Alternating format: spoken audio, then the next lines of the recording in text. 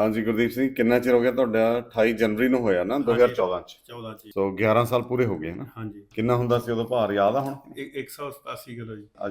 ਅੱਜ ਦੇਖਿਆ ਜੀ 77 ਕਿਲੋ। ਚਲੋ ਮਤਲਬ ਇੱਥੇ ਹੀ ਸਟੇਬਲ ਆ weight ਹਾਂਜੀ ਤੁਹਾਡਾ। ਹਾਂ। ਇਹਦੇ ਲਈ ਕੋਈ ਖਾਸ ਕੋਸ਼ਿਸ਼ ਕਰਦੇ ਹੋ ਜਾਂ ਕਿਵੇਂ ਰਹਿੰਦਾ?